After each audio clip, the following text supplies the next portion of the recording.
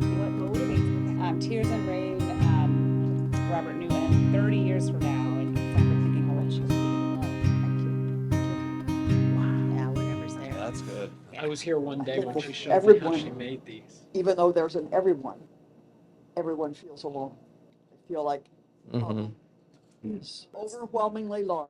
Right. I can't do it. I can't do anything to change it. Yeah.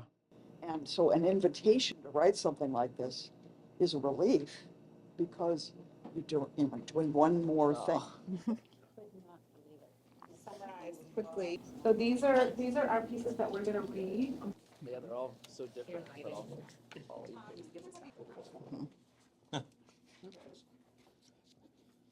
Thank you.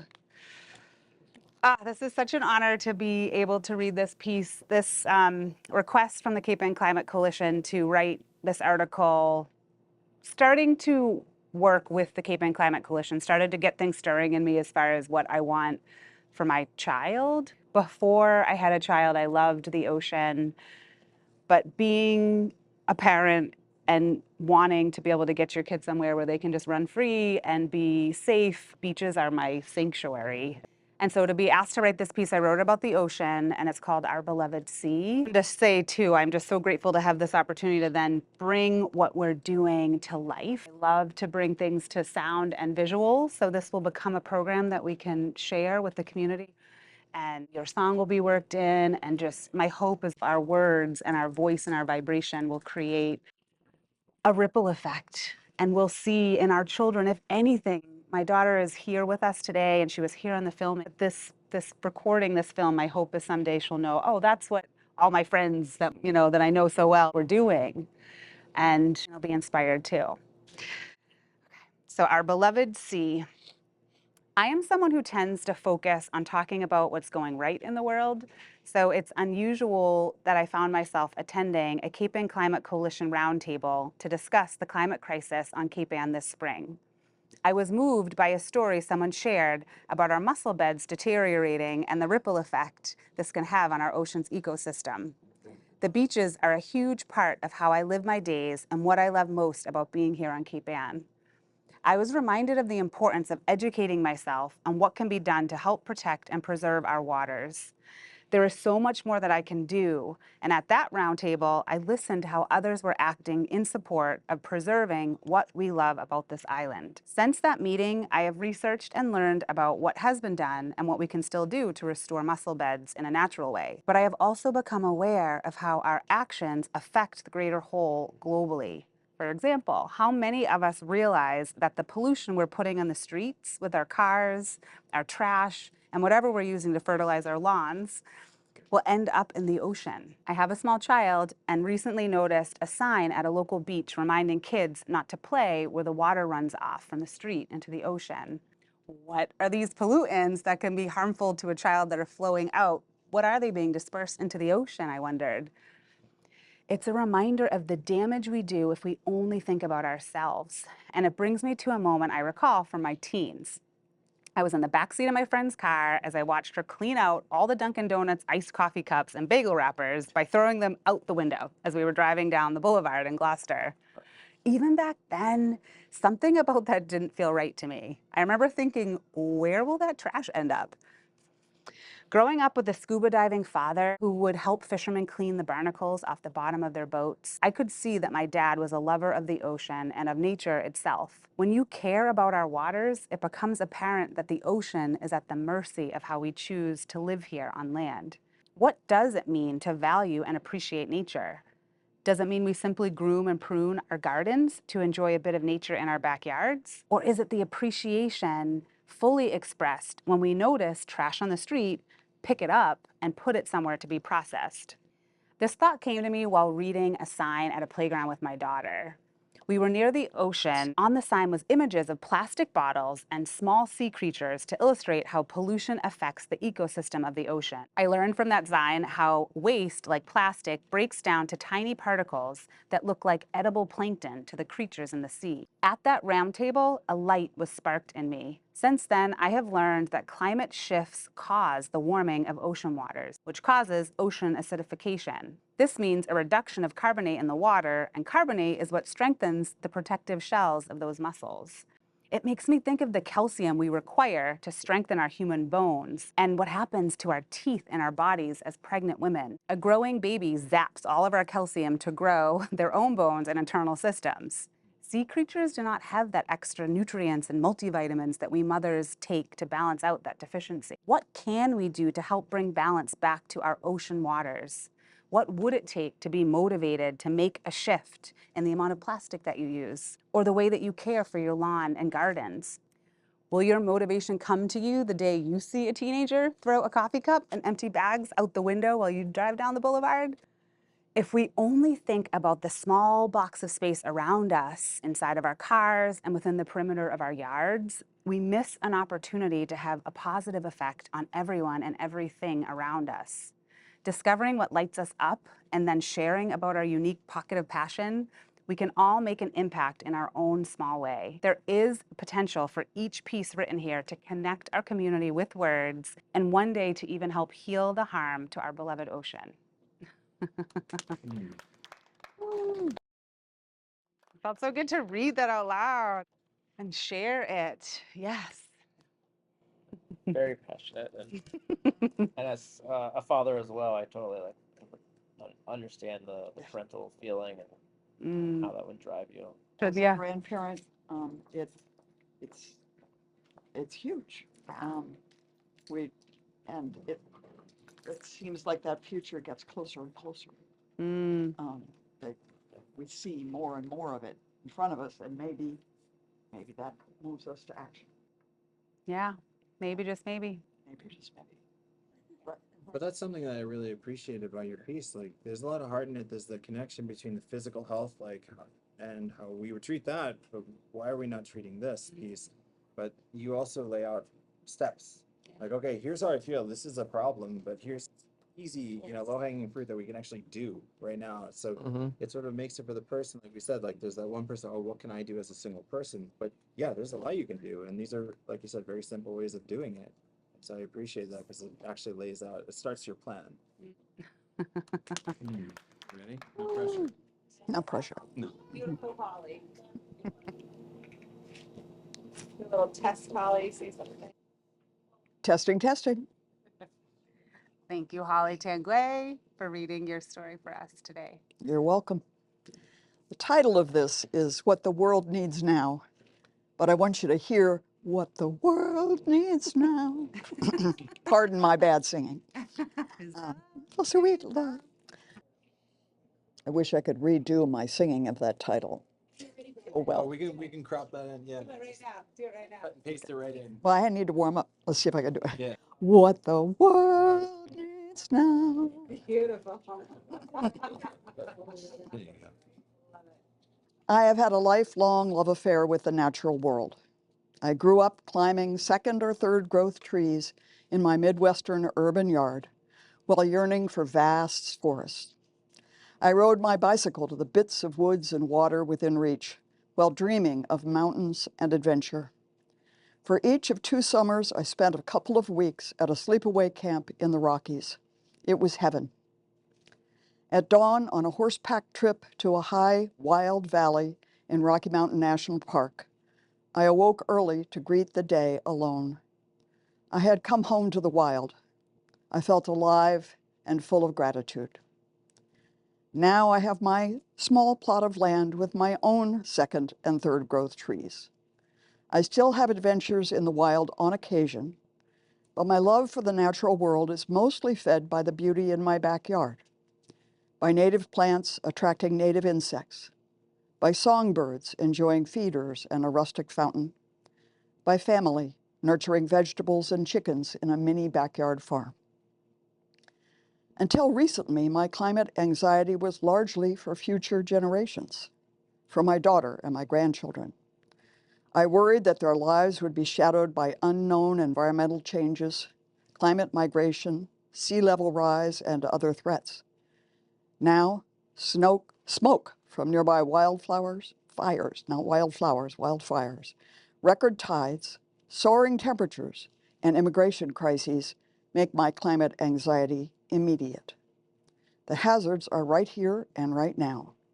It's frightening. Already I have disaster fatigue. I used to send a sum to the Red Cross whenever there was a major disaster. Now it feels impossible to respond every time. It's overwhelming. I rack my brain and do what I can to affect climate change as an individual. Install energy-efficient mini-splits, evaluate my roof for solar, buy renewable energy through the city, limit air travel, combine car errands into as few trips as possible, buy organic foods and eschew pesticides in my yard, buy little, buy local, and buy what used when possible, and of course, compost and recycle. It all feels like a few drops in a vast bucket. Our individual efforts are necessary, but they are far from sufficient. To affect climate change on a larger scale, I join local and national organizations like Town Green, the Audubon Society, the Nature Conservancy, and the Environmental Defense Fund. I vote for candidates who take climate change seriously. I sign petitions and send letters urging policymakers to support climate action.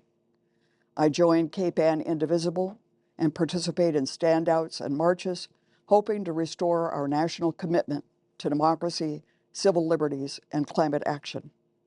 These steps feel like a few more drops in the bucket, but still far too little. Sometimes I despair, and sometimes I bury my head in the sand. Yet to me, hope is a moral obligation.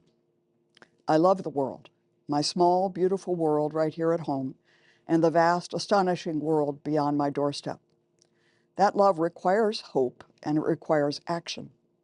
Recently, as I was lifting my head out of the sand yet again, I called Town Green to ask, what can I do?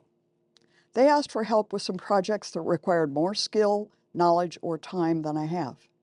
To those, I had to say no. But when they asked for help with local salt marsh monitoring and with an essay about my own climate anxiety and actions, I said yes. Someday, I hope to help Town Green push for greater solar energy production by businesses on Cape Ann. I see lots of flat roofs around here with no solar panels, and it bothers me. I would also love to see a Miyawaki forest planted on Cape Ann.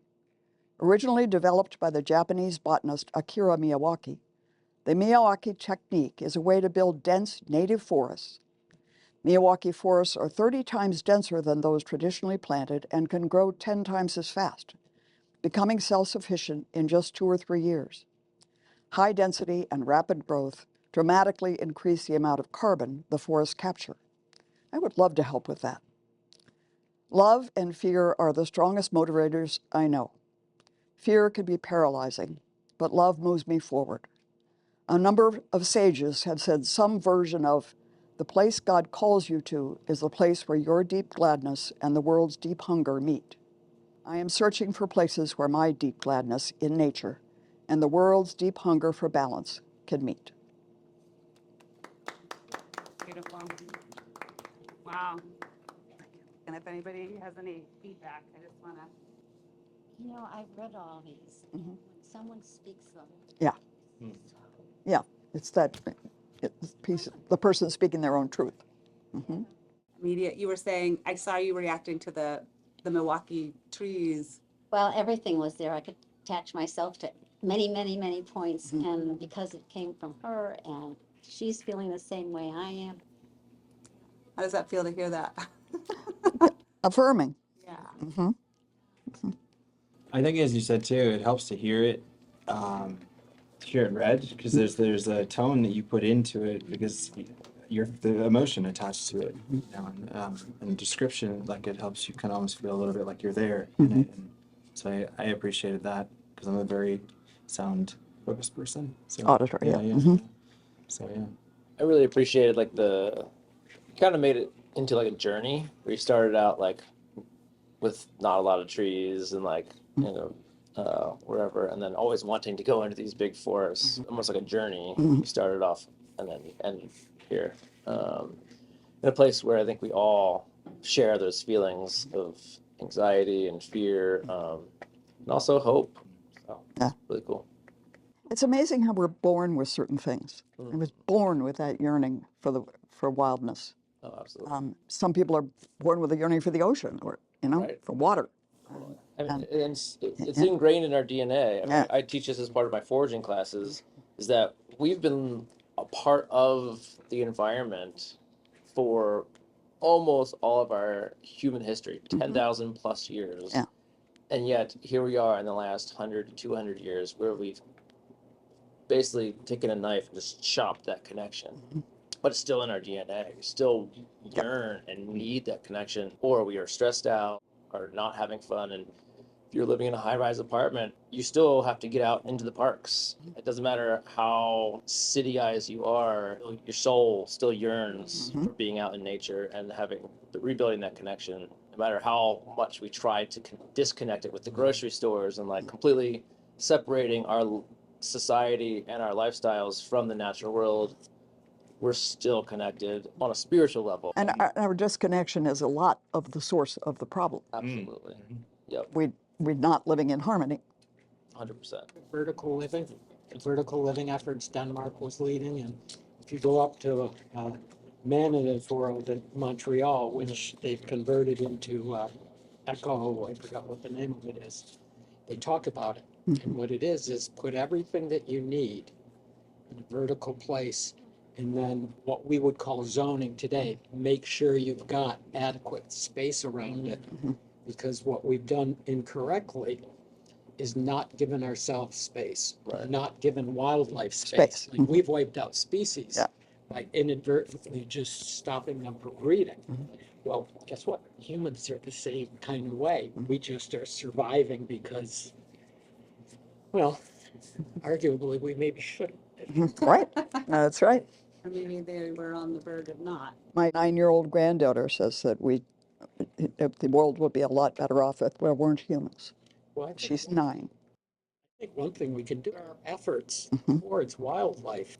We used to live the shortest lifespan. We very quickly figured out how to live longer. They're right now finding out some animals probably have the capability of living 500 years, but they get killed off. Wow. Thank you, Clay Kern. We're so excited to have you read your piece here. Thank you. I appreciate the opportunity. Now it's time to take our medicine. If you or anyone you know has had a cancer diagnosis, you know that to restore health often requires undergoing very painful treatment.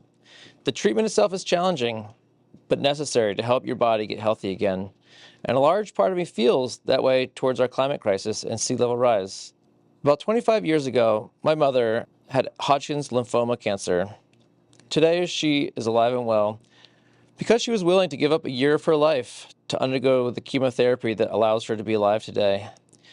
And when I see things like my own storefront on Bearskin Neck flooded 5 times this past winter, after only 2 times in the past 10 years, there's no denying that something is seriously out of balance that needs treatment. Our sea is rising fast, and our climate is changing equally fast. We're losing species around the world at a lightning speed. Climate change is destroying our way of living, our economy, and our society. Reducing our carbon output in every way possible while taking care of our vulnerable populations is sort of like getting that chemotherapy to stop the cancer. You know it's going to be the most painful thing that you've ever experienced. You know you're going to lose your hair, not be able to eat, and inject life-altering medicine/poison into your body. You also know that if you don't do it, there's no chance of survival. But if you do follow through with the treatments, your chances of survival improve. Some might disagree about why climate change is happening, but it's happening nonetheless, and the science has been crystal clear for years. People that live and work closely with the natural world, like myself and John Porter, owner and manager of Roy Moore Lobster of Rockport, we see these things firsthand. We have to live with the ocean chemistry changing, the ocean getting higher and impacting every species out there. This affects our buildings with flooding and wave damage, as well as our businesses with the weather changing and species population.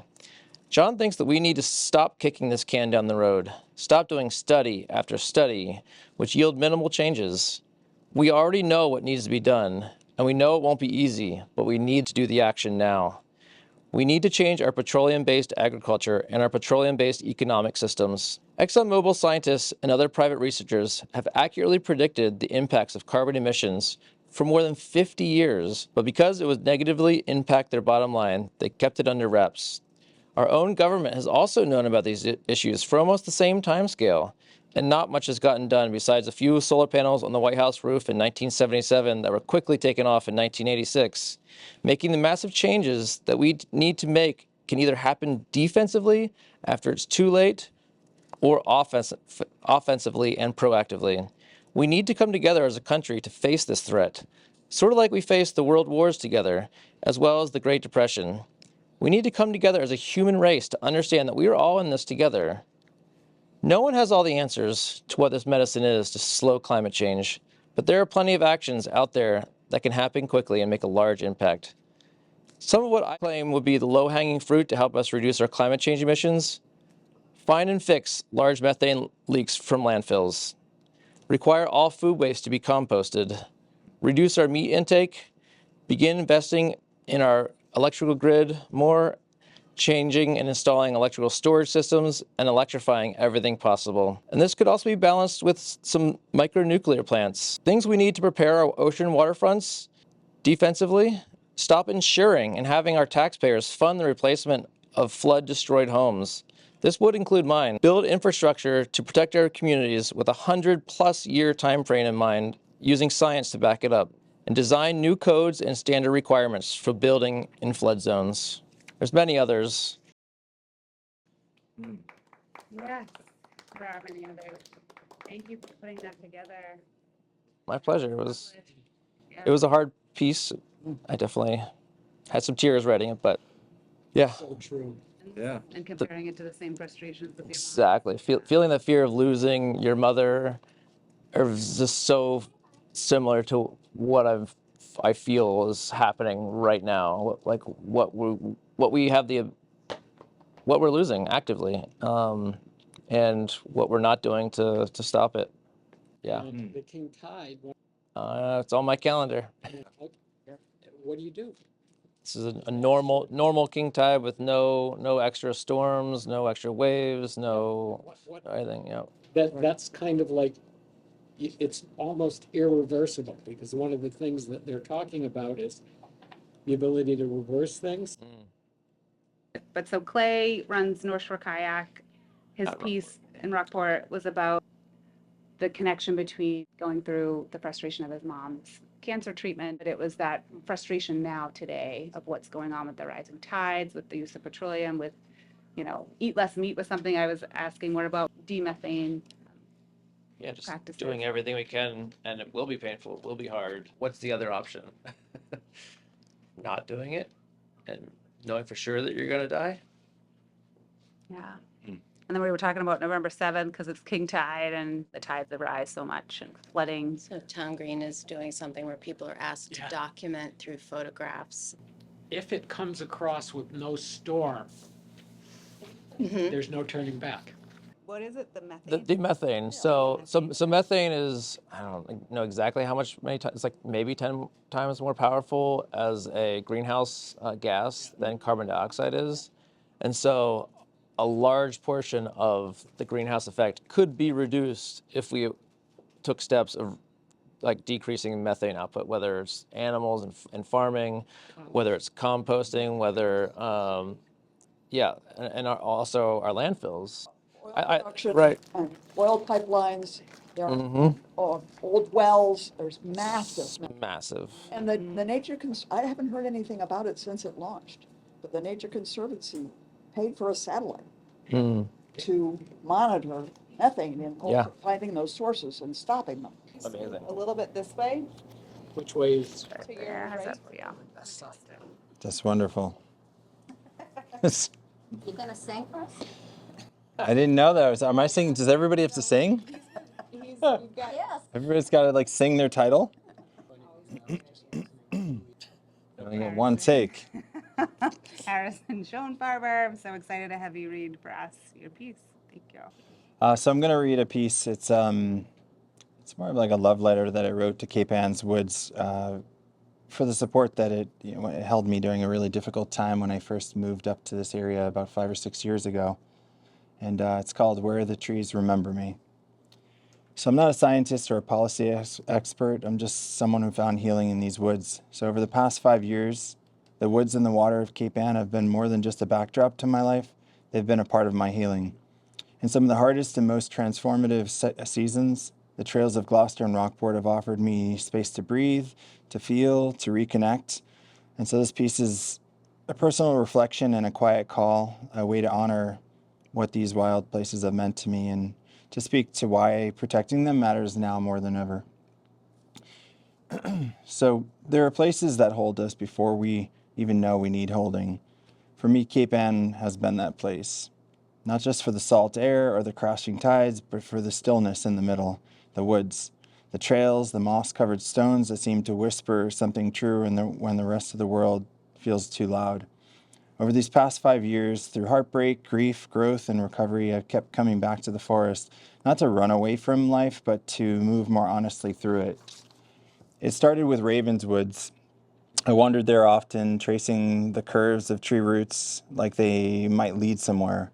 And they did. I go with friends, laughing while getting lost on purpose, stopping to admire clusters of mushrooms like tiny worlds popping up overnight. I've taken hundreds of photos, deer tracks in the snow, foxes slipping through brush, coyotes leaving prints in the mud, each one a reminder that life continues whether or not we really feel ready for it. Some days it was just me and whatever I was carrying. I'd pass through a green gate, no signs, no rules, just a low-hanging branch that felt like an invitation. And miles later, I'd realized that the ache I came in with had softened or shifted or spoken in some way. The woods have a way of slowing you down, asking nothing but presence. A stone etched with work once stopped me mid-step. Years ago, I might have just brushed it off, but that day it hit me differently. This wasn't about productivity, it was more about presence. The work is listening, the work is not running anymore. Cape Ann is surrounded by water, but it's the center that holds me, dense with trees, looping trails, the smell of pine and wet leaves. I've walked these paths with people I've loved, and in those moments, we grew closer, not just to each other, but to something older, quieter, and deeper than us both. These woods hold stories. They've held my silence, my joy, my sorrow, my returning, and one morning I passed a stone carved with "Be True," and it really stopped me cold. And in that quiet, it echoed louder than anything. Just be true to who you are, to your voice, to your weirdness, your softness, your strength. In a world that constantly asks us to shrink, these woods reminded me to expand. Another time, after spiraling into thought for hours, I finally hit a quiet stretch around mile 5. And out of nowhere, a melody from a kid's song I wrote years ago popped into my head, and I laughed. And right then, I turned a corner and I saw this word, ideas, glowing on a sunlit stone. And a message, maybe a reminder that joy, creativity, and connection aren't extras. They're the whole point. And sometimes it's just this. The world whispers before it roars, birds trading stories of yesterday's wind, deer slipping like ghosts through the trees, leaves trembling with dew waiting on the sun, just me and the earth before the humans take over. So nature has never asked me to be perfect, just present. And I'm still learning how to offer myself the same compassion I've spent years offering to others, still learning how to slow down, but I'm not hiding anymore, and that's something. These woods, these trails with their roots and stones and sacred detours, they've helped me come back to myself again and again, and I'm endlessly grateful. But gratitude alone isn't enough. These places, these sacred spaces that have held me and so many others aren't guaranteed. They're not permanent. And they need care, protection, respect. And every time something wild gets developed or paved over, we lose more than land. We lose access to something vital. And it's easy to forget in this sort of rush of life just how much we need these places, not just for play, but for perspective, for reconnection. And I often wonder if these trees helped hold me through some of my darkest days, what might they hold for my kids? Will these paths still be here when they need them? So preserving the wild isn't just about the environment, it's about preserving who we are. Because when we lose the woods, we lose a part of ourselves, the part that listens, that feels, that remembers what matters. So yeah, this is a love letter. It's also a reminder. It's a record, a quiet ask. Let's protect what preserves us. Beautiful. And then it turned into a song. Yeah, so it was yeah, then it turned into a song because I'm a musician, and it just felt like something as I was writing it, that there was something in there and certain words popped out at me, and so I figured let me give it a try. Let me see how this would shape into a song. Yeah, and that just kind of happened. It just started flowing, and it moves it the way that it feels like moving through these woods. It was fun to create, but it also felt like a sort of dedication song to the woods, to the space, to the community, for really carrying me and supporting me through transformation. Can So we hear the song? I can play it for you, yeah. yeah, Yeah. yeah.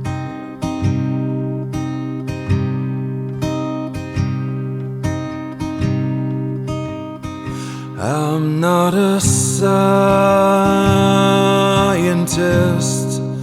not a healer, just someone who broke open in the quiet 5 years of walking back into myself through pine and shadow, moss and breath.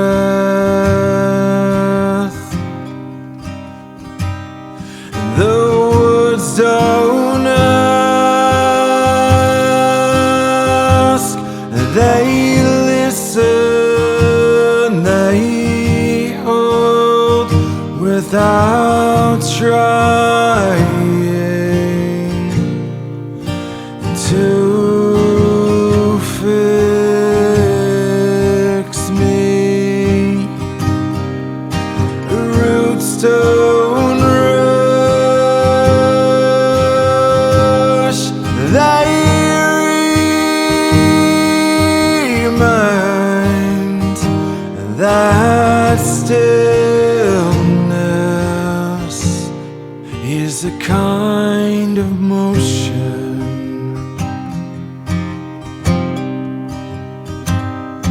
I've laughed with lovers in the hush between trees. I've cried with no one but a stone that whispered, be true, and I believed it.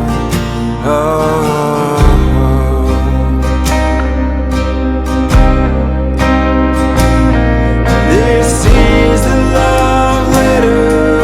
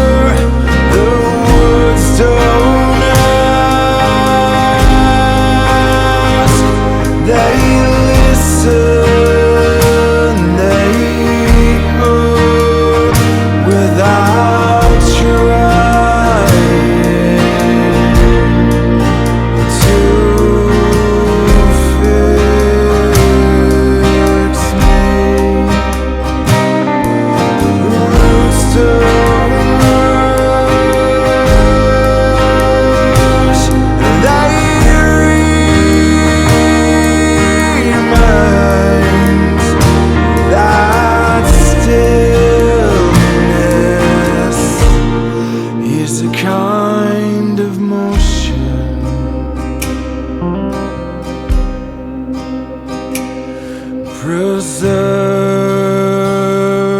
the wild, preserve who we are, and let the forest hold what we forget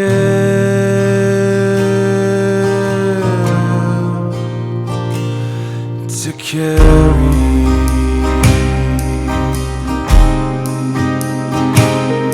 To carry.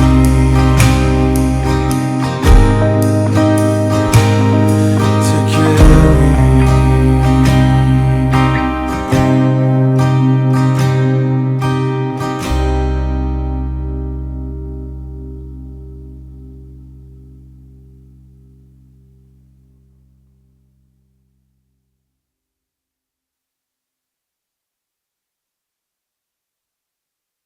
Yeah. But Yeah. I loved it. And it felt like, Thank you. it felt like we were walking in the same shoes. Hmm. Yeah. I love the poeticness of it. Someone who's not very poetic. I love the way it flowed and the description you used.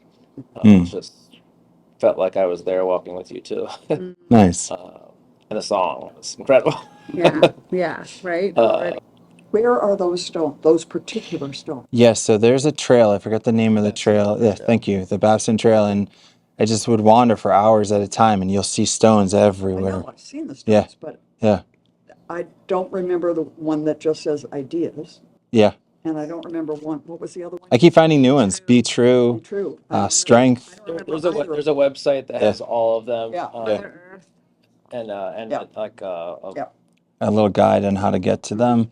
And I just kept stumbling into new ones every time. And I'm like, how many are there? Right. Yeah, they're just everywhere, and it's great. I wish that continued. So as soon as the fall hits, I'm like, I'm gonna be nowhere but the woods. Yeah. So that's why I started. That's the time. I started teaching classes, so I had an excuse to be there, out in the woods and everything else. So it's really amazing how you go through withdrawal, like forced withdrawal. Even though I'm in the outdoors, I'm in the ocean, I'm kayaking, I'm going Right. to, like, You it's would just think, so you think you were different. getting it all, but you're Right. not Yeah. quite getting it all. Exactly. You're getting some of it. Totally. Yeah. And I think there's stuff, even not the emotional, the biological level, that we don't know about, that we are getting when we are in those. Just being out there. There's a quote from Frost about what he says about poetry. He says, to him, poetry is the sound of sense. He's trying to write poetry that is as close as he can get to how Actually people experiencing speak. it. Yeah. And that's what your piece was. Thank you. Thank you so much for coming. I know you have your own the next event. She's a busy woman. Popular. And I'm gonna have to go soon. Yes, it's For Daddy's door. we're at the end, but I just thank you so much for listening and being here. And yeah, any other thoughts just as a whole around what? I got thoughts about. You literally have to go out. There's a line, I guess, of mussels out at sea, but they're starting to get affected now too. And one thing that we don't realize is it affects like the eels. The eels require that water to mate. Yep. Once the eel mates, both the mother and the father, that's it, they're done. Yep. If that doesn't occur, then there are no eel. We're talking like 10,000 glass eels. There are none. And if that doesn't occur, then they're a major food source. And then suddenly, the trickle-down effect, there's nothing. So when I was listening to that, I was like, wow. Well, that sounds like salmon jump. These guys stick and pull themselves up. They're very powerful. Eric Hutchins has actually captured huge eels in the quarries. So I've seen them snorkeling. So if you snorkel, yeah. I've read them too. I've read them. Just listen to people talk about incredible. She's doing such a great job.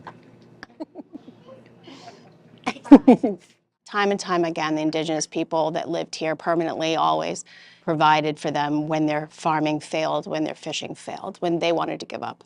Well, no, it was just kind of, she was going to share a little bit of the thoughts, and maybe Yeah. just kind of brought it back up to the surface. Noel Armstrong. As you know, I've been closely involved with paying attention to, in particular, a lot of wildlife around Gloucester, particularly the birds. And birds are well known for their ability to kind of be the harbinger or the first messenger, the first sign of change in some ways, other than I'd say insects. It's not quite popular opinion about kind of vaunting the importance of very common birds, i.e. herring gulls, which people don't realize, and I didn't realize until I started to research how could I posit their significance and some level of respect for them that I think a lot of people miss. You say herring gull, is that the seagull? Herring gulls, yes. There's actually no such thing as a seagull. They're all a particular type of gull. We call them seagulls because they typically live by the sea, but they do live inland. So there's herring gulls, there's blackback gulls, greater and lesser. There are ring-billed gulls. They're all over the world, and there's so many types. The herring gulls, they are actually in decline, and they are considered not endangered, but they are threatened. Their numbers have been steadily declining. That may not be obvious to people because of how frustrating they are to some. They oftentimes can quickly reflect the fact that they are adapting and adjusting or declining or rebounding in accordance with what's happening environmentally. You know, so there's a whole circle about looking to the way Indigenous people had always lived in alliance and in support with all of the other relations, all of the systems on Earth, and how it was because of the Indigenous people's ways and knowledge that the settlers here, the Dorchester Company, all of them survived. And I actually ran into Bruce Toby, and he had been the former mayor of Gloucester, I think one of the longest running mayors. Yeah. He had also been a huge proponent of protecting the Babson reservoirs, and he talked about a man named Joseph Orange, who was an incredible figure, who was written about in the Gloucester 400. I think Bruce wrote a piece about this man who spent his life protecting that reservoir, both the woods and the water. His background might have been, he was an Indigenous man, but he believes he just had this passion, and Bruce teared up talking about Joe. He passed away, I think, during the pandemic in his 90s. How can I correlate all of this to climate change and make this important so people would listen? And something came to me about herring gulls that's remarkable. That is the fact that they desalinate seawater and they're able to adapt and survive. And it got me thinking about Cape Ann. It got me thinking about desalination. And I started researching about environmentally green ways to run desalination plants. I looked into Dubai's programs and links to MIT's cutting-edge technologies, and I was thinking about GMGI, Taunton, and other places in Massachusetts. There are desalination plants, one that came in third place in the world. And then I realized through my research that though we are water rich, we're actually not water secure. And our reservoirs, Babson and Goose Cove, are at risk of becoming brackish because as the water levels rise and the water table rises, they will become contaminated. There's also the existing risks to them already. What if Cape Ann, following the lead of the gulls, and innovate in ways that we've innovated before, which got me thinking about Birdseye. Clarence Birdseye had taken inspiration from the indigenous culture in Labrador about flash freezing food. And Clarence Birdseye came here and innovated that technology here in Gloucester and made the seagull their icon. And the indigenous way is that you need to think at least 7 generations down. You need to think of all the ramifications of even innovations like desalination plants, what kind of impacts that will have all across the board. And so all of that needs to be thought through. And in terms of, location, if we had rising tides, if we have a huge storm, how would we still protect what we've invested in? Are there ways we could support a lot of industry and business, bring jobs and economy, and do it in a beautiful way, an artistic way? I was even coming up with designs based on the skull of a seagull with the rivets above the eyes where they have these desalination glands. Is there a way to blend all of those things together to meet the need of the future and find a spot where we could do that? Blew me away. So he said they're gracious and forgiving and welcoming, and what they talk about hospicing modernity. That we need to allow modernity to die and to take from it what we can, and Yeah. that there will need to be an entirely new way of living. And they're That's taking awful, but well said. that phrase, Yeah, hospicing modernity, compresses so much. So, yeah. So wonderful. I'm so glad you were able to come. Do you have a lot of videography experience? I do. I could tell. I could. Yeah, I could. I could Get tell. that